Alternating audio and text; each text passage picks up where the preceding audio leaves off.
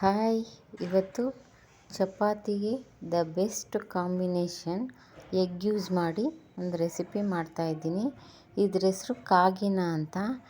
Taste ಮಾತ್ರ ultimate ಆಗಿರುತ್ತೆ. Very easy and tasty recipe. ಹೇಗೆ ಮಾಡೋದು ಅಂತ ನೋಡೋಣ. ಒಂದು ಮಿಕ್ಸಿ ಜಾರಲ್ಲಿ 1-2 ಬೆಳ್ಳುಳ್ಳಿನ ತೊಗೊಂಡು ಫುಲ್ ಹೋಲ್ ಬೆಳ್ಳುಳ್ಳಿನ 1 ಟೇಬಲ್ ಸ್ಪೂನ್ ಖಾರದ ಪುಡಿ, ನಿಮ್ಗೆ ಎಷ್ಟು ಖಾರ ಬೇಕು ಅಷ್ಟು ಖಾರದ ಪುಡಿ ಹಾಕಿ ಗ್ರೈಂಡ್ ಮಾಡ್ಕೋಬೇಕು. ಮಕ್ಕಳು ತಿನ್ನಂಗಿದ್ರೆ ಸ್ವಲ್ಪ ಕಡಿಮೆ ಖಾರ ಯೂಸ್ ಮಾಡ್ಬೋದು.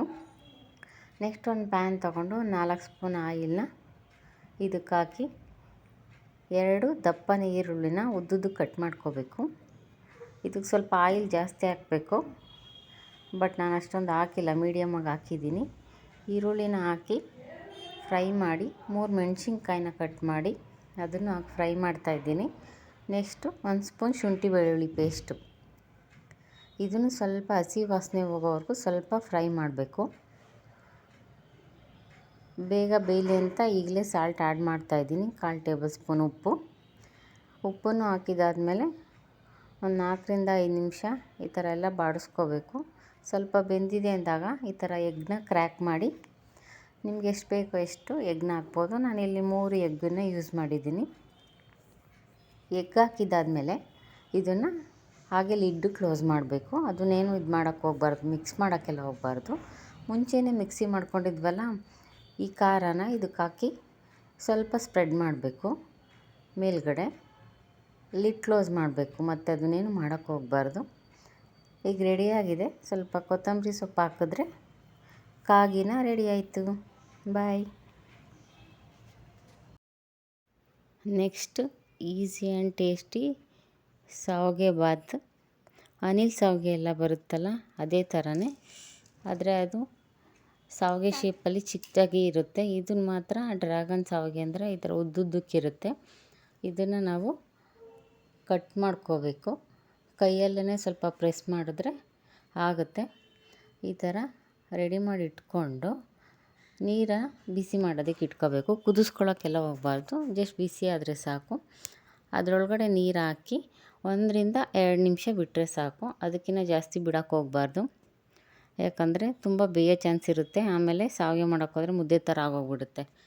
ಈಗ 1 ನಿಮಿಷ ಆಗಿದೆ. ನಾನು ಇದನ್ನು ನೀರೆಲ್ಲ ಬಸಿಯೋದಕ್ಕೆ ಈ ಥರ ಫಿಲ್ಟ್ರ್ ಮಾಡ್ಕೊತಾ ಇದ್ದೀನಿ. ಇದನ್ನು ಈ ಥರ ಹಾಕಿ ನೆಕ್ಸ್ಟು ತಣ್ಣೀರನ್ನು ಸೇರಿಸ್ಕೋಬೇಕು, ಶಾವಿಗೆ ಎಲ್ಲ ಕೂಲಾಗಲಿ ಅಂತೇಳಿ. ತಣ್ಣೀರು ಆ್ಯಡ್ ಮಾಡಿ ಒಂದು ಸಲ ಮಿಕ್ಸ್ ಮಾಡಿದ್ರೆ ಇದಾಯಿತು. ನೆಕ್ಸ್ಟ್ ಒಗ್ಗರಣೆ ರೆಡಿ ಮಾಡ್ಕೊಳ್ಳೋಣ. ಒಂದು ಪ್ಯಾನ್ಗೆ 5-6 ಸ್ಪೂನ್ ಆಯಿಲ್ನ ಹಾಕಿ ಬಿಸಿ ಆಗಬೇಕು. ಇದು ಬಿಸಿ ಆದಮೇಲೆ ಅರ್ಧ ಸ್ಪೂನ್ ಸಾಸಿವೆ ಹಾಕಿ ಸ್ವಲ್ಪ ಚಿಟಪಟ ಅನ್ನಬೇಕು. ಇದು ತುಂಬ ಈಸಿಯಾಗಿ ಮಾಡೋವಂಥ ರೆಸಿಪಿ. ತುಂಬ ಬೆಳಗ್ಗೆ ಹೊತ್ತು ತುಂಬ ಹರಿಬಿರಿ ಇದ್ದಾಗ ಮಕ್ಕಳಿಗೆ ಬ್ರೇಕ್ಫಾಸ್ಟಿಗೆ ರೆಡಿ ಮಾಡಿಕೊಡ್ಬೋದು. 1 ಸ್ಪೂನ್ ಕಡಲೆಬೇಳೆ, ಒಂದು ಅರ್ಧ ಸ್ಪೂನ್ ಉದ್ದಿನಬೇಳೆ ಹಾಕಿದ್ದೀನಿ. ಇದು ಸ್ವಲ್ಪ ಎಲ್ಲ ಗೋಲ್ಡನ್ ಬ್ರೌನ್ ಬಂದಾದಮೇಲೆ 2 ಈರುಳ್ಳಿನ ಚಿಕ್ಕದಾಗಿ ಕಟ್ ಮಾಡ್ಕೋಬೇಕು. ಇದಕ್ಕೆ ಹಾಕಿ ಇದನ್ನು ಫ್ರೈ ಮಾಡ್ಕೋಬೇಕು.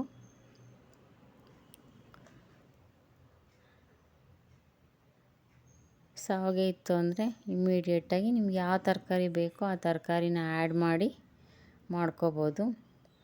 ಹಸಿ ಬಟಾಣಿ ಇದ್ದರೆ ಬಟಾಣಿ, ಬೀನ್ಸು, ಕ್ಯಾರೆಟು ಯೂಸ್ ಮಾಡಿ ಮಾಡ್ಕೋಬೋದು.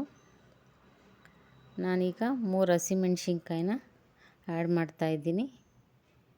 ನಿಮ್ಗೆ ಎಷ್ಟು ಖಾರ ಬೇಕೋ ಅಷ್ಟು ಆ್ಯಡ್ ಮಾಡ್ಕೋಬೋದು. ಅದು ಅವ್ರವ್ರ ಟೇಸ್ಟಿಗೆ ಎಷ್ಟು ಬೇಕಾದರೂ ಆ್ಯಡ್ ಮಾಡ್ಕೋಬೋದು. ನಾನೀಗ ಸ್ವಲ್ಪ ಮೆಣಸಿನ್ಕಾಯಿ ಖಾರ ಇದ್ದಾವೆ, ಹಾಗಾಗಿ 3 ಆ್ಯಡ್ ಮಾಡ್ತಾಯಿದ್ದೀನಿ. ಈ ಹಸಿಮೆಣ್ಸಿನ್ಕಾಯಿ, ಈರುಳ್ಳಿ ಎಲ್ಲ ಸ್ವಲ್ಪ ಬೇಯಬೇಕು. ಇದು ಸ್ವಲ್ಪ ಬೆಂದಿದೆ. ಈ ಟೈಮಲ್ಲಿ 2 ಕ್ಯಾರೆಟು, ಸ್ವಲ್ಪ ಬೀನ್ಸ್ನ ಚಿಕ್ಕದಾಗಿ ಕಟ್ ಮಾಡಿ ಆ್ಯಡ್ ಮಾಡಿದ್ದೀನಿ. ಇದನ್ನು ಸ್ವಲ್ಪ ಬೇಯಿಸ್ಕೋಬೇಕು. ಮೀಡಿಯಮ್ ಫ್ಲೇಮಲ್ಲೇ ಒಂದು 5-6 ನಿಮಿಷ ಒಂದು ಲಿಡ್ ಕ್ಲೋಸ್ ಮಾಡಿ ಬೇಕಂದರೆ ಬೇಯಿಸ್ಕೋಬೋದು.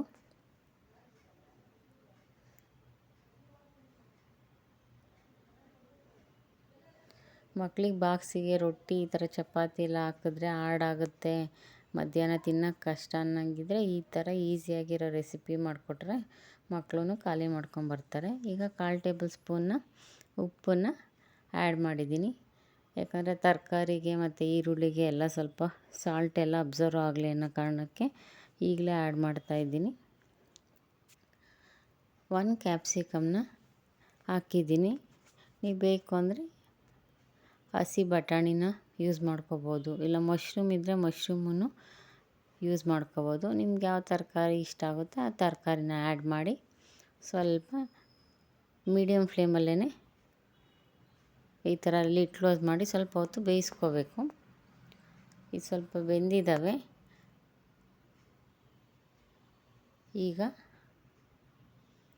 1/4 ಟೇಬಲ್ ಸ್ಪೂನ್ ಅರಿಶಿನ, 1 ಟೇಬಲ್ ಸ್ಪೂನ್ ಶುಂಠಿನ ತುರಿದ್ಬಿಟ್ಟು ಆ್ಯಡ್ ಮಾಡಿ ಅದು ಸ್ವಲ್ಪ ಹಸಿ ವಾಸನೆ ಹೋಗೋವರೆಗೂ ಸ್ವಲ್ಪ ಚೆನ್ನಾಗಿ ಫ್ರೈ ಮಾಡ್ಕೋಬೇಕು.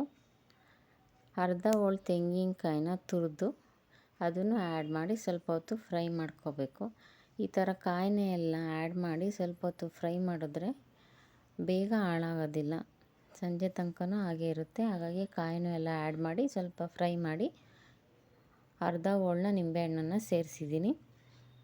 ನೆಕ್ಸ್ಟು ಮುಂಚೆನೇ ರೆಡಿ ಮಾಡಿ ಇಟ್ಕೊಂಡಿದ್ವಲ್ಲ ಸಾವಿಗೆ, ಅದನ್ನು ಆ್ಯಡ್ ಮಾಡಿ ಒಂದೊಳ್ಳೆ ಚೆನ್ನಾಗಿ ಮಿಕ್ಸ್ ಮಾಡಿದ್ರೆ ಡ್ರ್ಯಾಗನ್ ಸಾವಿಗೆ ಬಾತ್ ರೆಡಿ ಆಯಿತು. ಇದ್ರ ಜೊತೆ ಕಾಯಿ ಚಟ್ನಿ ಇದ್ದರೆ ತುಂಬಾ ಚೆನ್ನಾಗಿರುತ್ತೆ. ಇದಕ್ಕಾಗಲೇ ಶುಂಠಿ ಮತ್ತು ನಿಂಬೆಹಣ್ಣು ಹಾಕಿದ್ವಲ್ಲ, ಮೇಯ್ನ್ ಅದೇ ಇಂಗ್ರೀಡಿಯೆಂಟ್ಸು, ಅವನ್ನ ಮಾತ್ರ ಮಿಸ್ ಮಾಡಬಾರ್ದು. ಅವೆರಡು ಆ್ಯಡ್ ಮಾಡೋದ್ರಿಂದ ಒಳ್ಳೆ ಟೇಸ್ಟ್ ಕೊಡುತ್ತೆ. ಇದು ಒಂದು ಕಾಯಿ ಚಟ್ನಿ ಜೊತೆ ಒಂದೊಳ್ಳೆ ಕಾಂಬಿನೇಷನ್ನು, ತುಂಬ ಟೇಸ್ಟು ತುಂಬಾ ಚೆನ್ನಾಗಿರುತ್ತೆ. ಕಾಯಿ ಚಟ್ನಿ ಜೊತೆ ತಿಂದರೆ ಈಸಿಯಾದ ಶಾವಿಗೆ ಬಾತು ರೆಡಿ ಆಯಿತು. ನೆಕ್ಸ್ಟ್ 3rd ರೆಸಿಪಿ ಬಂದು ಗ್ರೀನ್ ಪೋಹಾ ಅಂತ. ಇದಂತೂ ಕಡಿಮೆ ಇಂಗ್ರೀಡಿಯೆಂಟ್ಸಲ್ಲಿ ಒಂದು 5 ನಿಮಿಷದಲ್ಲಿ ರೆಡಿ ಮಾಡ್ಕೋಬೋದಾದಂತಹ ರೆಸಿಪಿ. ಕೊತ್ತಂಬರಿ ಸೊಪ್ಪು 1 ಬಟ್ಲು, ಪುದೀನ 1 ಬಟ್ಲು, 4ರಿಂದ 5 ಹಸಿಮೆಣ್ಸಿನ್ಕಾಯಿ ಇಷ್ಟನ್ನು ಗ್ರೈಂಡ್ ಮಾಡ್ಕೋಬೇಕು. ಅರ್ಧ kg ಅವಲಕ್ಕಿನ ನೆನೆ ಹಾಕಬಾರ್ದು, ಚೆನ್ನಾಗಿ ಒಂದು 2-3 ಸಲ ವಾಶ್ ಮಾಡಿ ನೀರನ್ನೆಲ್ಲ ಡ್ರೈನ್ ಔಟ್ ಮಾಡಿ ಎತ್ತಿಟ್ಕೋಬೇಕು. ಅದಕ್ಕೆ 1 ಹೋಳು ತೆಂಗಿನ ತುರಿ, 1 ನಿಂಬೆಹಣ್ಣು, 1/4 ಟೇಬಲ್ ಸ್ಪೂನ್ ಉಪ್ಪು ಇಷ್ಟನ್ನು ಹಾಕಿ ಚೆನ್ನಾಗಿ ಮಿಕ್ಸ್ ಮಾಡಿ ಸೈಡಿಗೆ ಎತ್ತಿಟ್ಕೋಬೇಕು. ಯಾರು ಅವಲಕ್ಕಿ ಇಷ್ಟಪಡಲ್ವೋ ಇದನ್ನು ಮಾಡಿಕೊಟ್ರೆ ಕಣ್ಣು ಮುಚ್ಕೊಂಡು ತಿಂತಾರೆ. ಯಾಕಂದರೆ ಅವರಿಗೆ ಇದು ಅವಲಕ್ಕಿ ಅಂತಲೇ ಗೊತ್ತಾಗೋದಿಲ್ಲ, ಅಷ್ಟು ಚೆನ್ನಾಗಿರುತ್ತೆ ಟೇಸ್ಟು. ಮತ್ತು ಇದಕ್ಕೆ ಜಾಸ್ತಿ ಇಂಗ್ರೀಡಿಯೆಂಟ್ಸ್ ಏನು ಬೇಡ. ಈಗ ಒಂದು ಪ್ಯಾನಲ್ಲಿ ಆಯಿಲ್ ಹಾಕಿ ಕಾಯಕ್ಕಿಟ್ಟಿದ್ದೀನಿ. 1/4 ಟೇಬಲ್ ಸ್ಪೂನ್ ಸಾಸಿವೆ ಹಾಕಿ 1/4 ಟೇಬಲ್ ಸ್ಪೂನ್ ಜೀರಿಗೆ ಹಾಕಿ ಚಿಟಪಟ ಅಂದಮೇಲೆ ನಿಮ್ಗೆ ಎಷ್ಟು ಬೇಕಾದ್ರೂ ಗೋಡಂಬಿ ಆ್ಯಡ್ ಮಾಡ್ಕೋಬೋದು. ನಾನು ಇಲ್ಲಿ 7ರಿಂದ 8 ಗೋಡಂಬಿನೂ ಆ್ಯಡ್ ಮಾಡಿ ಸ್ವಲ್ಪ ಫ್ರೈ ಆದಮೇಲೆ 2 ಈರುಳ್ಳಿ ಕಟ್ ಮಾಡಿ ಇದನ್ನು ಸ್ವಲ್ಪ ಚೆನ್ನಾಗಿ ಹಸಿ ವಾಸನೆ ಹೋಗೋವರೆಗೂ ಫ್ರೈ ಮಾಡ್ಕೋಬೇಕು. ಇಷ್ಟೇ ಐಟಮ್ ಬೇಕಿರೋದು, ಏನೂ ಬೇಡ. ಆದರೆ ಟೇಸ್ಟ್ ಮಾತ್ರ ಕಡಿಮೆ ಇಂಗ್ರೀಡಿಯೆಂಟ್ಸಲ್ಲಿ ಒಳ್ಳೆ ರುಚಿಯಾದ ಅವಲಕ್ಕಿ ರೆಡಿಯಾಗುತ್ತೆ. ಈರುಳ್ಳಿ ಎಲ್ಲ ಫ್ರೈ ಆದಮೇಲೆ ಮುಂಚೆನೇ ಮಿಕ್ಸಿ ಮಾಡ್ಕೊಂಡಿದ್ವಲ್ಲ ಆ ಪೇಸ್ಟ್ನೂ ಹಾಕಿ ಸ್ವಲ್ಪ ಹಸಿ ವಾಸನೆ ಹೋಗೋವರೆಗೂ ಬಾಡಿಸ್ಕೋಬೇಕು. ಅದೆಲ್ಲ ಹಸಿ ವಾಸನೆ ಹೋದ್ಮೇಲೆ ಸ್ವಲ್ಪ ಆಯಿಲ್ ಬಿಡ್ತಾ ಬರುತ್ತೆ, ಅಲ್ಲಿವರೆಗೂ ಸ್ವಲ್ಪ ಫ್ರೈ ಮಾಡ್ಕೋಬೇಕು. ಈಗ ಆಲ್ಮೋಸ್ಟ್ ಎಲ್ಲ ಅದು ಹಸಿ ವಾಸನೆ ಹೋಗಿ ಫ್ರೈ ಆಗಿದೆ ನೋಡಿ, ಆಯಿಲೆಲ್ಲ ಬಿಟ್ಟಿದೆ. ಈ ಟೈಮಲ್ಲಿ ಅವಲಕ್ಕಿನ ಹಾಕಿ ಚೆನ್ನಾಗಿ ಮಿಕ್ಸ್ ಮಾಡ್ಕೋಬೇಕು. ಒಂದೊಳ್ಳೆ ಚೆನ್ನಾಗಿ ಮಿಕ್ಸ್ ಆದರೆ ಗ್ರೀನ್ ಪೋಹಾ ರೆಡಿಯಾಗುತ್ತೆ. ಇಷ್ಟೇಷ್ಟು ಇಂಗ್ರೀಡಿಯೆಂಟ್ಸ್ ಯೂಸ್ ಮಾಡೋರೆ ಏನು ಚೆನ್ನಾಗಿರುತ್ತೆ ಅಂತ ನೀವು ಅಂದ್ಕೋಬೋದು. ಒಂದು ಸಲ ಟ್ರೈ ಮಾಡಿ, ನಿಮಗೆ ಗೊತ್ತಾಗುತ್ತೆ. ಎಲ್ಲರೂ ಇಷ್ಟಪಟ್ಟು ತಿಂತಾರೆ, ಟೇಸ್ಟ್ ಅಷ್ಟೇ ಚೆನ್ನಾಗಿರುತ್ತೆ. ಈಗ ಅವಲಕ್ಕಿ ರೆಡಿಯಾಗಿದೆ, ಬೌಲಿಗೆ ಶಿಫ್ಟ್ ಮಾಡ್ತಾಯಿದ್ದೀನಿ. Easy and tasty green poha ready ಆಯಿತು. ಬಾಯ್.